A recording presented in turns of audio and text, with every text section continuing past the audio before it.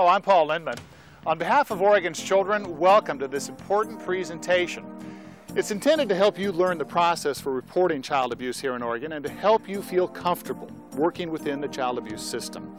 You're going to learn who's required to report, under what circumstances, and how these reports are made. Who are mandatory reporters? In Oregon, you're required to report child abuse if you're a mandatory reporter and if you have reasonable cause to believe a child you have come in contact with has been abused or a person you've come in contact with has abused a child. While persons other than mandated reporters are not required to report child abuse in Oregon, they are urged to do so to help protect children, to help the child's family obtain social services, and to stop or prevent future abusive or neglectful behavior. Oregon law lists certain public and private officials who, because of their profession, most frequently come into contact with abused children or with those who abuse them.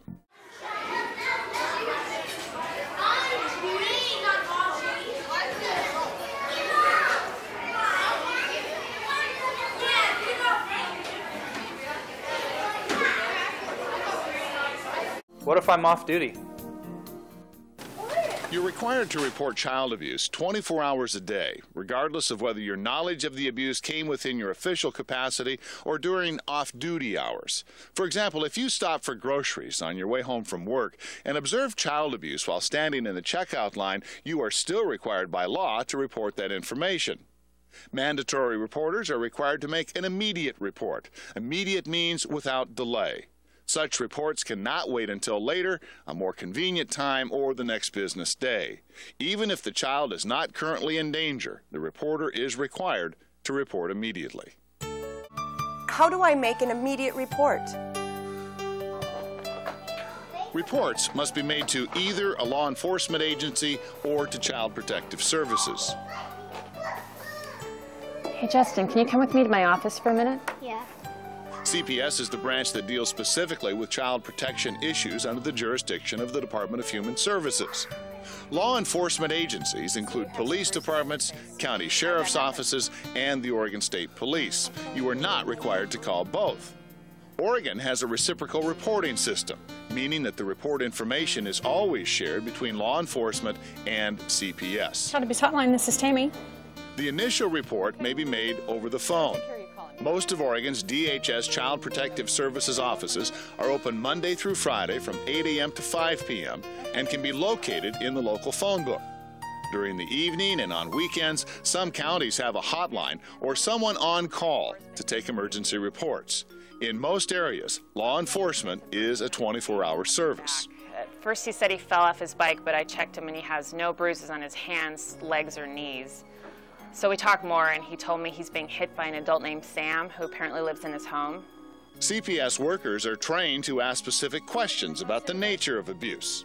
This will help them in assessing the nature of the abuse, the possible danger to the child or the child's siblings, and in choosing the appropriate response. CPS workers will check the state's computerized records to learn if there is a caseworker already assigned to the family, and if there have been past complaints of abuse or neglect. What information should I have? You should provide as much information as you can.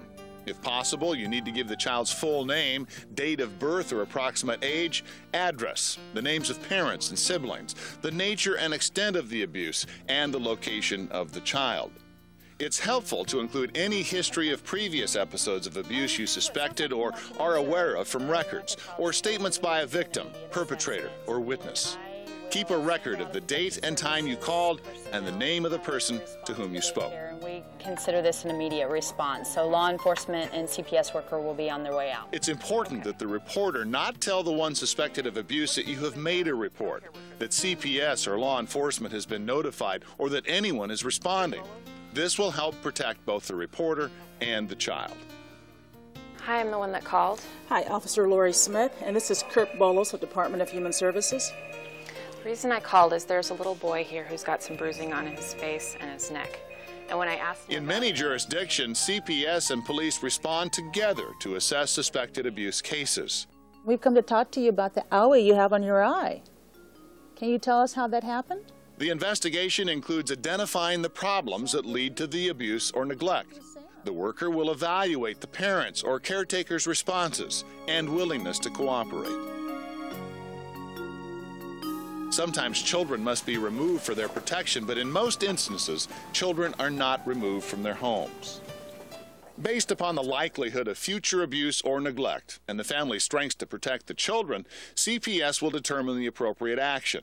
The family may be referred to community resources such as mental health or family counseling. All reasonable efforts will be made to assure children are protected from further abuse. What kinds of abuse am I required to report? The most recognizable type of abuse is physical. You can visually observe bruises, burns, cuts, and scars. Neglect may also be visible. It includes conditions that jeopardize the child's health, like rotten teeth, malnutrition, or a child who is underweight for their average age and height. Unexplained or lengthy absence from school is another indicator that abuse may be taking place. Also, it's against the law to leave young children under 10 years of age alone if their surroundings or circumstances place them in jeopardy. Other abuse is not as easily recognized.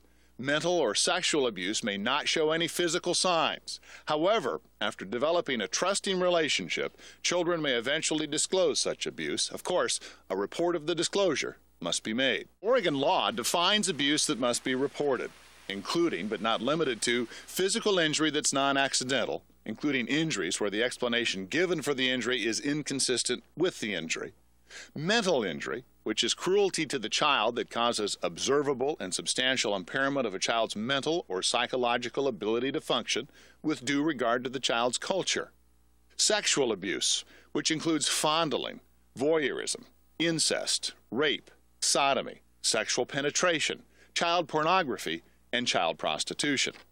Neglect or maltreatment, including the failure to provide adequate food, clothing, and shelter, or medical care that's likely to endanger the health or welfare of the child.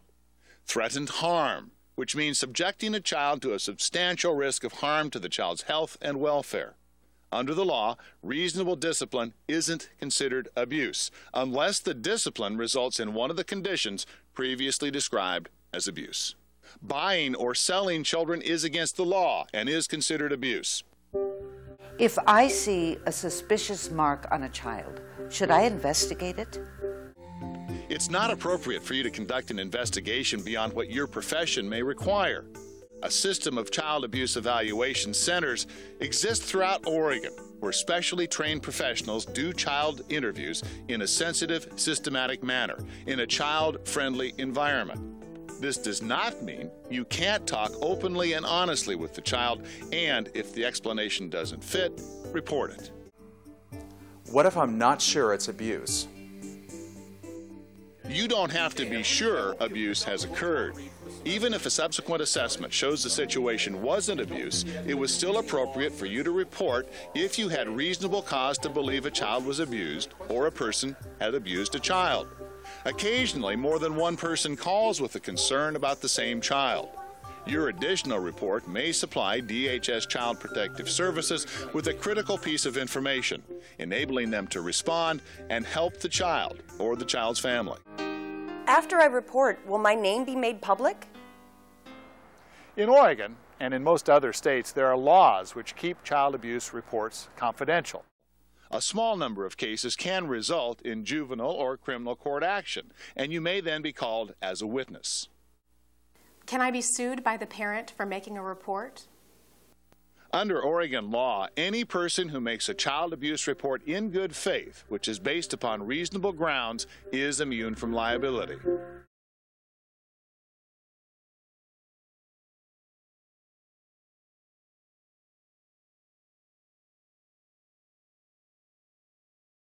As a mandated reporter of child abuse, we welcome you to join the team of professionals in our efforts to protect Oregon's children. You can make an important decision that will save a child and positively affect the quality of their lives.